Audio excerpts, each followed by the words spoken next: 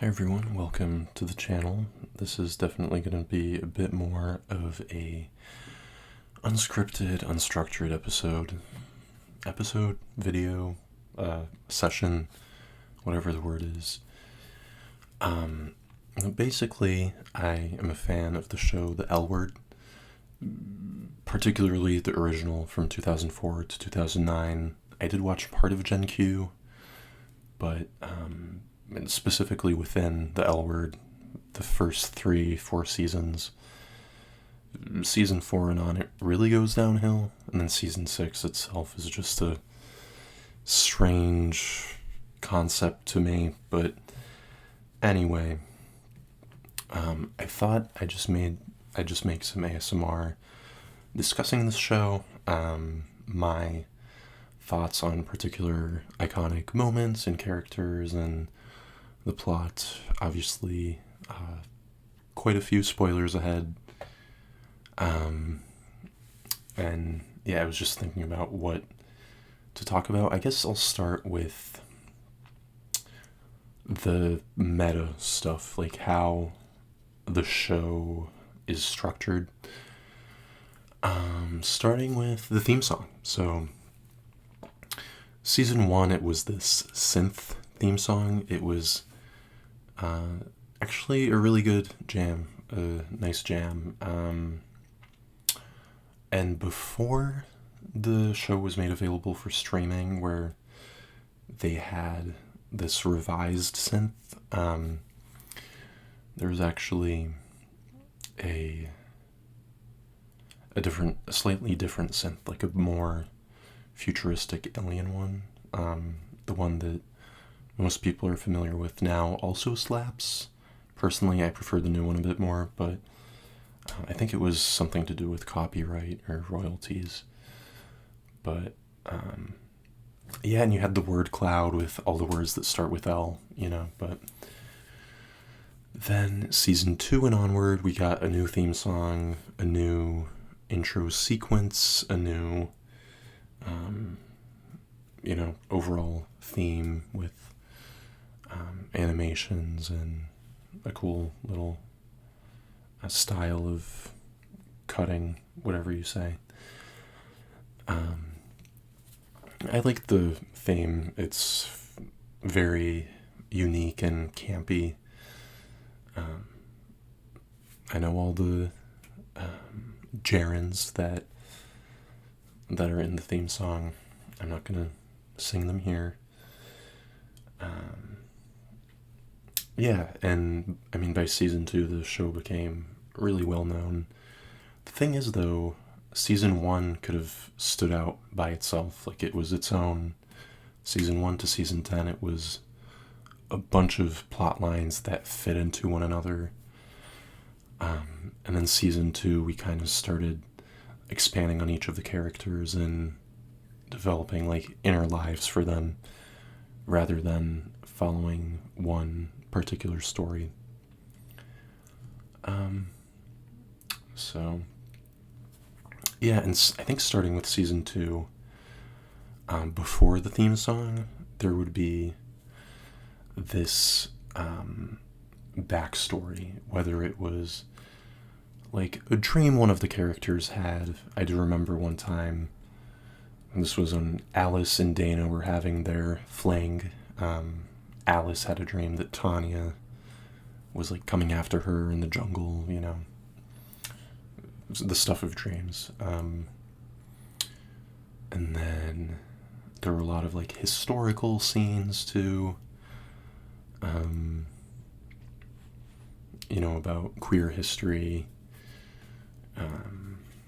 or about something that happens later on in the episode that we see after it leads up to that moment. So I really loved those little short films, but yeah, starting with season 1, we meet Jenny. It's pretty clear that Jenny and also Bet and Tina are front and center to the show.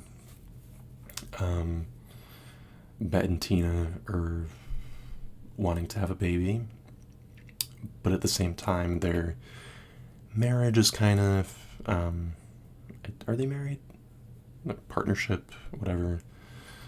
It's kind of starting to get stale and bland, and they're seeing this therapist, and they're having these moments of bickering, where like it seems like something is off, and so it doesn't make any sense for them to, want to have a baby.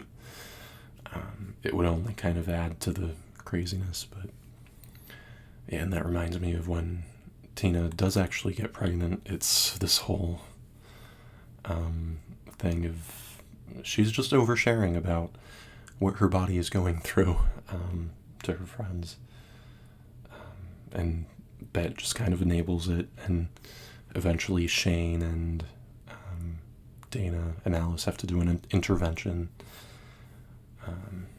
Yeah, but so it starts with that, and then Jenny, she's kind of the star. She's the new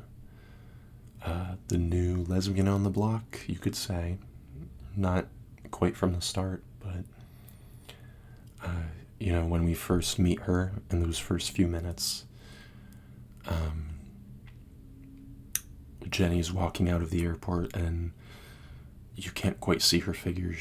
There are people walking past her, there's suitcases, there are taxis waiting, there's a pillar in front of her, and eventually, when we finally see who this woman is, she's greeted by Tim, who has lived in LA for a while now, and he's a diving coach, and he's a pretty normal guy, and the way these two parties meet, Tim and Jenny meeting with Bet and Tina,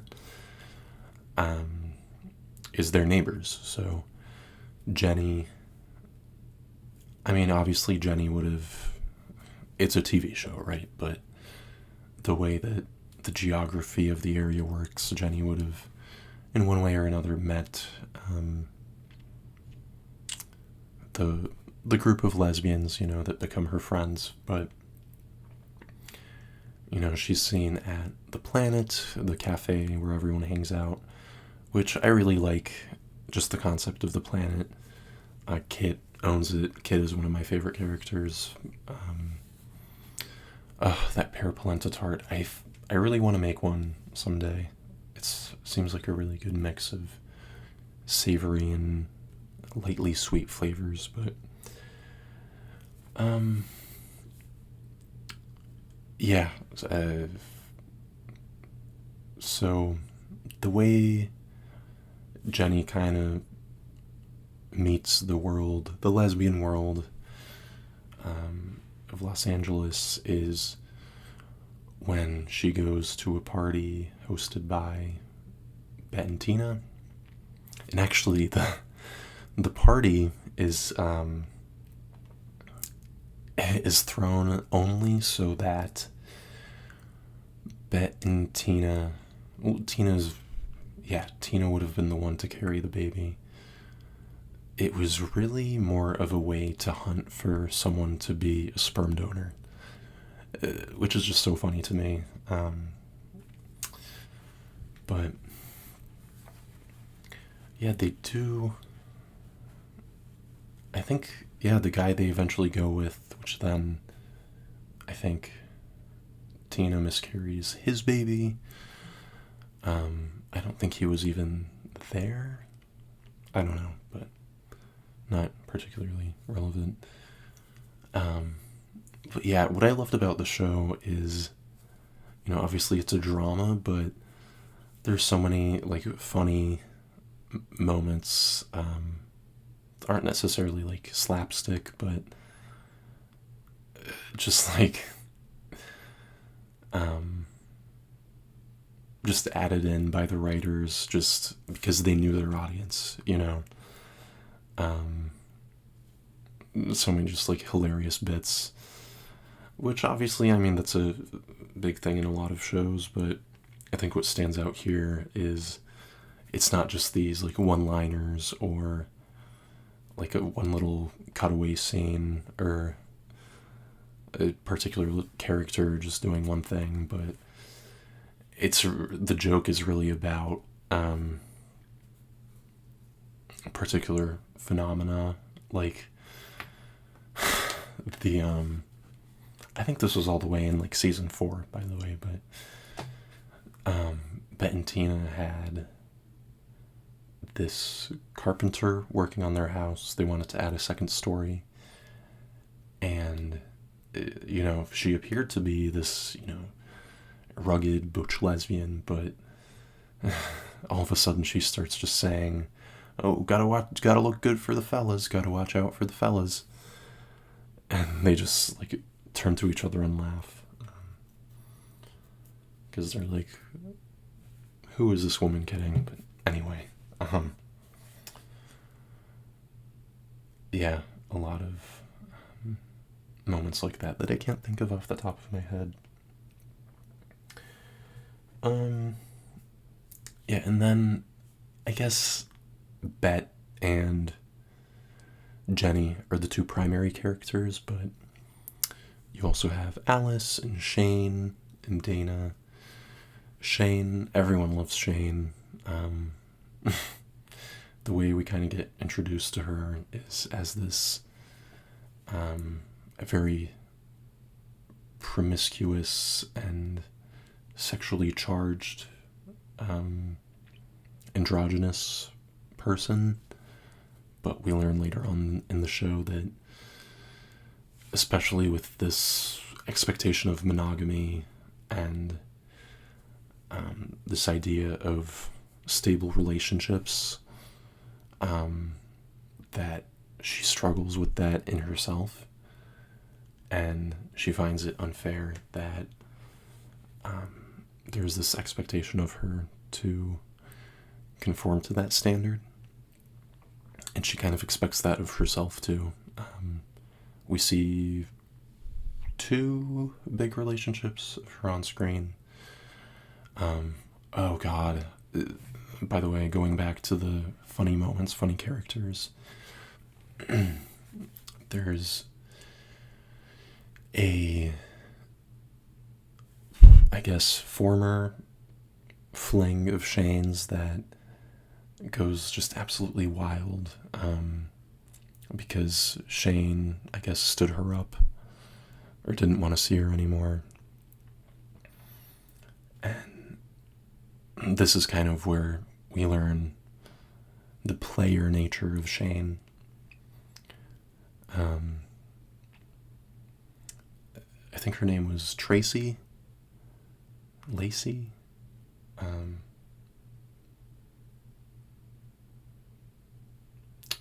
Yeah, and she's like handing out flyers on the street with like Shane's face on them, saying like, watch out for your daughters.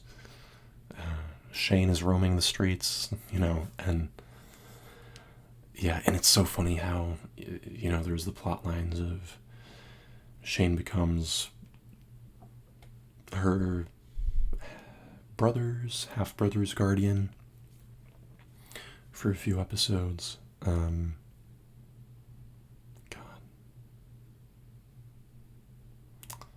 Then, she dates Carmen, which there's like a slight cultural difference, but also they're just very different overall, and it ends kind of unexpectedly amicably. And then we have Paige, which that's way later on in the show, and everyone kind of agrees that it's like, what was up with that? And that was when Shane like really wanted to settle down. And that was around the same time when Shane was the legal guardian for her half-brother. Yeah. So that's Shane for us. I mean, and then let's not forget Sherry Jaffe. There are a few characters in the show. Sherry Jaffe, Peggy Peabody, Veronica Bloom. Veronica Bloom is like a very minor character. She is a guest portrayed by Cameron. What's her last name? It's like a German last name. Anyway.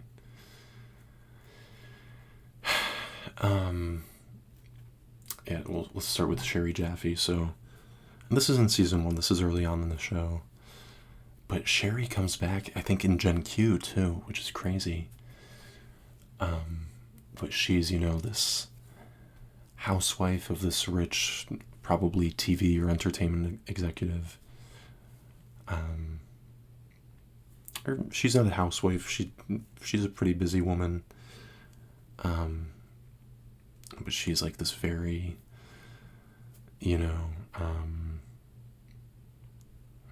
what word should I use? Upfront woman? I don't know. No nonsense type of person. Very intense too. Yeah, very intense person. And basically, I mean, when Shane's reputation as a really good hairdresser becomes realized, Sherry is one of the clients, and I don't even know how it starts, but when they first meet, it's just crazy. And they have this crazy chemistry, and obviously for Shane it's just another hookup, and for Sherry it's an escape from her husband. But eventually, Shane has to hide all this. They both have to hide this. And at one point, the husband is so impressed with Shane that he funds her to open her own hair salon. And then Sherry, still wants to keep up the sexual relationship. And Shane kind of draws the line there. She says, look, if I'm going to do business with you and your husband, I'm not getting involved in your marriage. Meaning, we were doing this one thing, we're doing this other thing. Can't do both. Which I think that really shows Shane's integrity. People love to just say Shane is a fuck girl, but she does have values, and she doesn't conform to anyone else's, which is really respectable. But yeah, so at one point they meet at the Planet, I think, or some cafe. And there's just this iconic line that Sherry says. And, Shane is just so primally attracted to Sherry, but still is troubled by all this, by this dilemma. So, that's a taste of Shane. Oh, God. Another really funny moment was, this was also season 1, when Dana was barely out even. She wanted to find out if Lara, who was the chef at the place where she played tennis, she wanted to find out if Lara was gay or not. And so she enlisted the help of Shane, Bet, and Tina to kind of let their gaydars work. And at one point, Shane goes up to Lara and starts talking about sweet little figs. Do you have those sweet little figs? And then that blossoms into something really nice, but Dana, I just love Dana. Justice for Mr. Piddles. Tanya definitely killed him. I don't. Oh God. And justice for Dana too. That's a big spoiler that I don't want to give away. But I really like how much it shows Dana and Alice's friendship too. At that moment.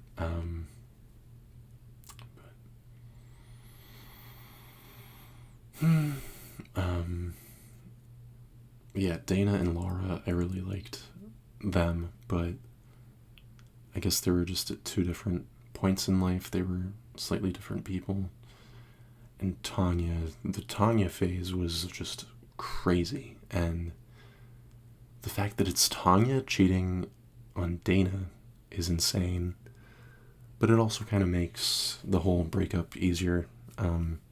There's really no hard feelings. I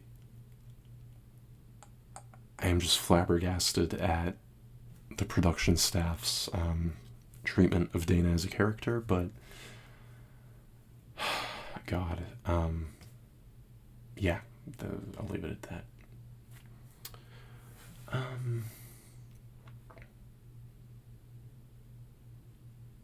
Yeah, and it's cool how Dana kind of becomes the most famous one of the characters.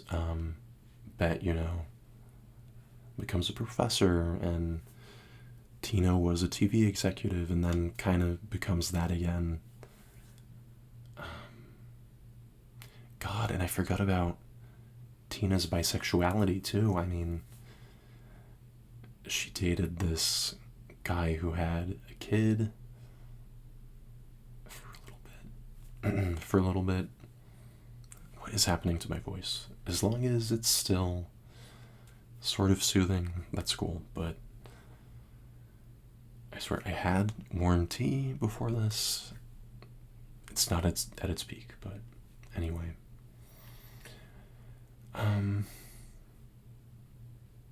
Yeah, and then she's involved for a few episodes with this other TV and movie guy, but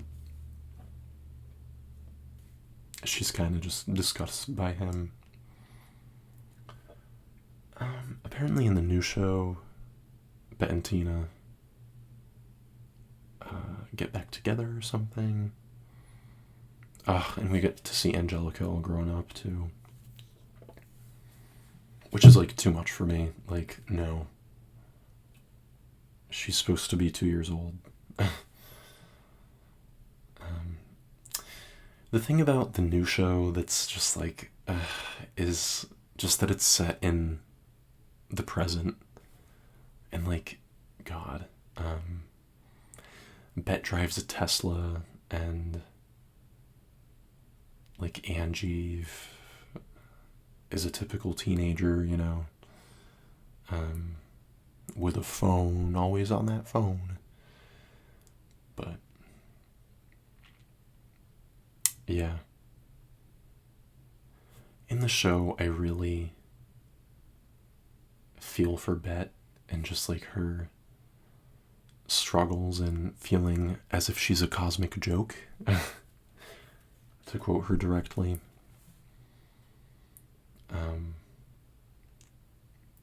But at the same time, I do think that,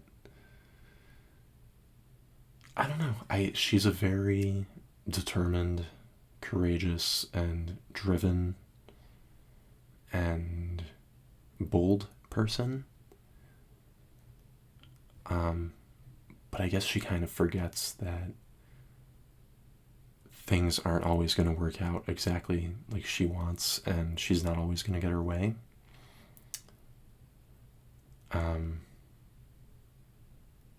But yeah, she's so like deep and cultured. God. Okay. It sounds like I have a crush on her. Yeah. She's a very special woman. And then Jenny. Back to Jenny. I've barely talked about Jenny. I mean, her whole shtick is, she's discovering herself. I assume she's in her 20s. Another thing about the L Word is you really don't know how old everyone is, and like that's okay, you know. Um, but it's kind of ambiguous, and I mean Jenny seems definitely on the younger side, but yeah, she's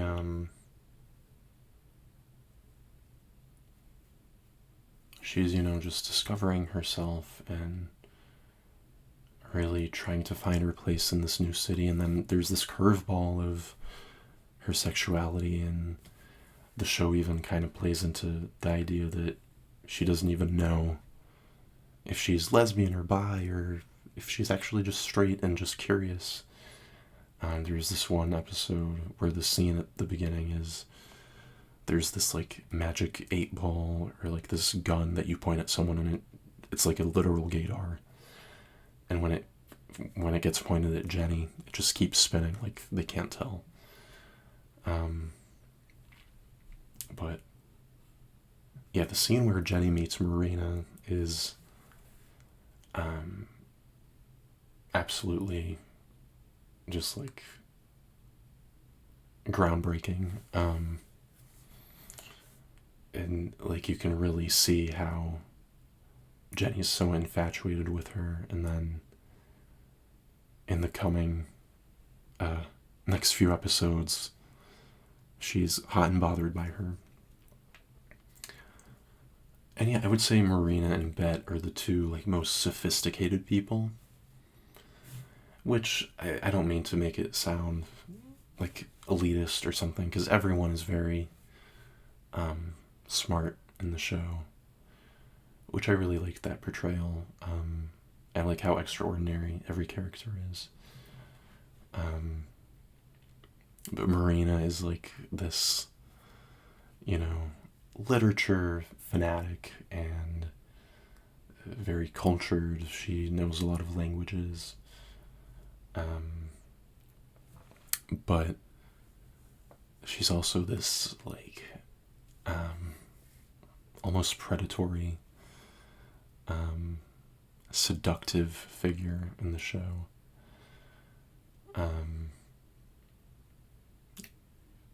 Yeah, people are just mesmerized by her.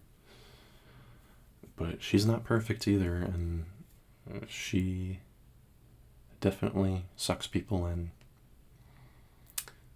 But yeah, Bet and Marina are very much like that. And then I forget about Bet's affair too. I mean,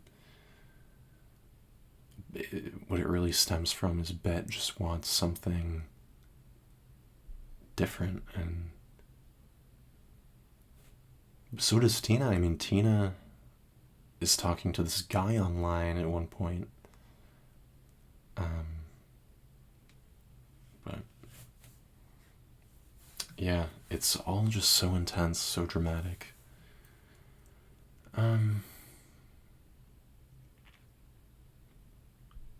Yeah, but back to Jenny. I mean, she's, this person who's finding herself in the first season, and then she just kind of goes crazy somewhere along the way. And she's iconic. Love her or hate her, most people hate her. But she just has these one-liners. And I'm glad she becomes a, successful writer. But yeah, just like her fuck you attitude toward a lot of people is a force to be reckoned with. Who else is there? I just have the Wikipedia page open. Yeah, Alice is a queen. I really like her. She has like a pulse on current culture.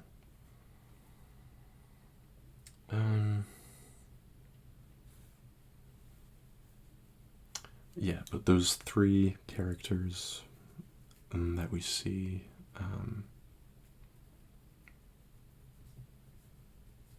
I will say Tasha shows up in season 4. She is iconic. I really love her.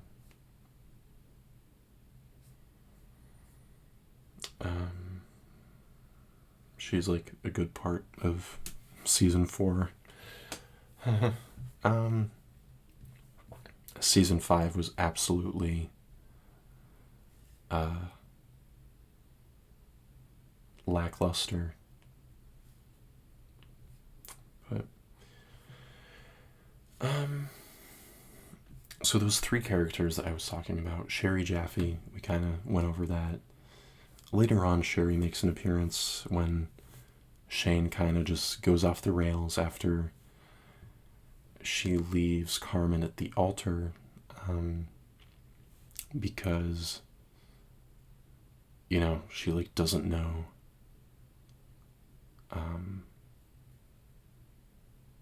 what she wants in terms of love. She doesn't know if she'll ever have that. I mean, there are moments for Shane when she isn't jealous, but she's not envious either, but what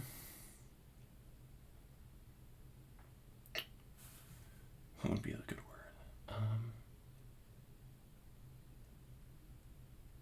Just kind of in awe of stable monogamous relationships. She looks up to like Bet and Tina, for instance, and their relationship, even though it's not perfect either, you know, far from it. But, you know, I remember the scene of her going into the ocean with all her clothes and just like laying on the beach and ending up at Sherry's party, which is, you know, crazy Hollywood shit going on. Cocaine galore and just drinking, and Shane eventually tries to drive home haphazardly. And actually, the Sherry, Jaffe, and Carmen plot lines are very intertwined, because at one point Shane cheats on Carmen with Sherry, even though the understanding was that that's kind of done and over with. But I guess Shane likes that rush of being with Sherry. But Sherry, Jaffe. And then we have Peggy Peabody. She is Helena's mother. And Helena shows up in season 2, I believe. Helena is a lot like Bet, and it's kind of funny how she tries to hit on Tina. I don't even remember if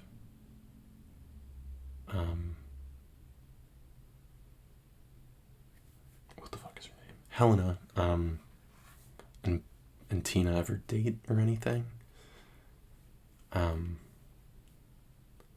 But it's just such a mess. God, but Peggy Peabody, I mean, the way we meet her, you know, she's the head of the Peabody Foundation, and she's this old money woman, and she doesn't even know who Bet is when Bet asks her for funding. And, you know, Helena is just her daughter that doesn't really have any grounding in reality, to be frank, when it comes to money and just like being a regular person.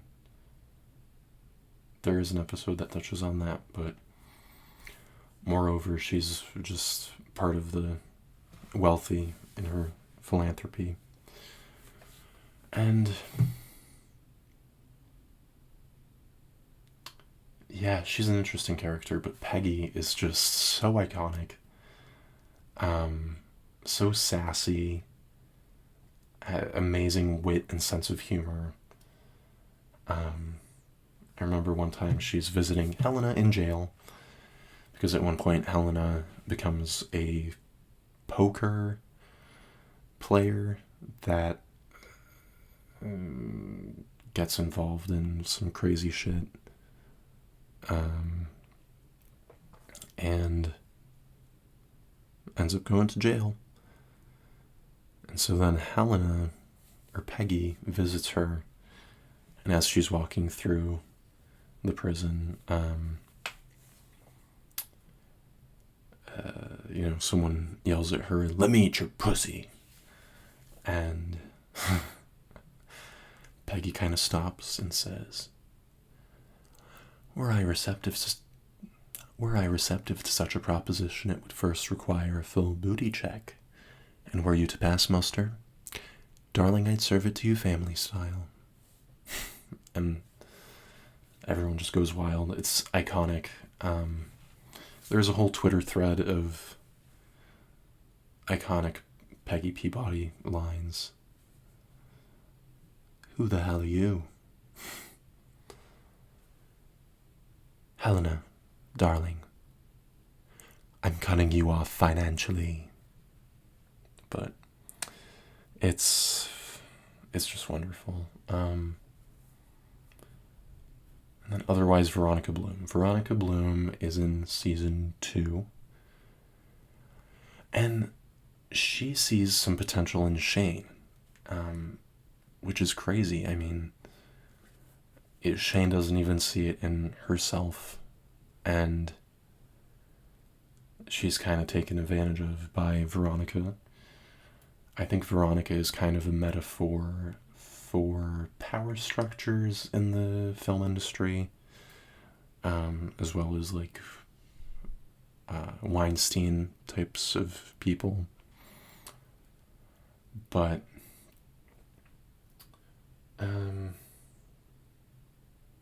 yeah, she enlists Shane as her assistant, but she's a very intense and dramatic person too, which makes sense for this kind of show. But the way we meet Veronica is just so over the top. I have every line memorized. "Why aren't we shooting? What the fuck is going on? Do you make a habit of referring to your employer as a crazy bitch? Do you know how many people in this town would pierce their left nipple to get this job? You're a lying scumbag, and I'm never getting married again, so I can collect alimony till the day you fucking die." Yeah, crazy character. And she stayed just the right amount of time, She didn't have to be around for long, but yeah, and I mean, this show, I watched the whole thing in a matter of weeks.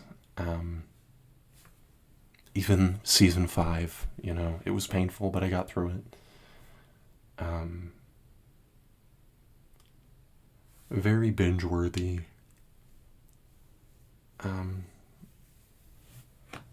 Yeah, and of course, lastly, I'll leave you, the audience, with this.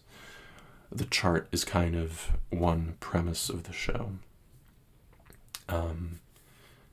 Basically, Alice, who's, the Hollywood 411 for everyone, she creates this whiteboard paper chart of everyone who's been in a relationship or has slept with everyone else in the lesbian world, and she kind of shows how everyone's connected.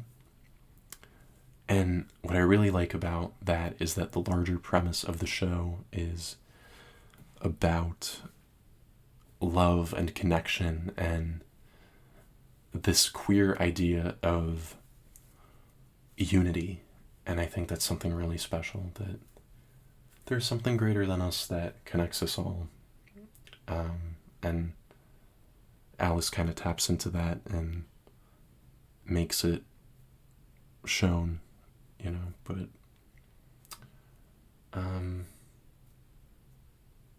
yeah, Alice is a very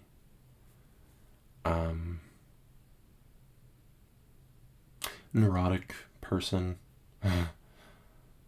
and but we love her for that. We love Alice. She is just charming, and such a fun person too. Disaster Bye, that's what we call her. So, oh God, another funny moment in the series that it's like this sarcastic reality is Lisa the lesbian, this guy that Alice dates that is a bigger lesbian than most lesbians, and it's just a hilarious plot point too. But yeah, that was 41 minutes of me quietly rambling about the N-word. Once again, justice for Dana Fairbanks and Mr. Piddles. And I have a crush on Shane. Okay. Bye, everyone. Hope you watch the L Word.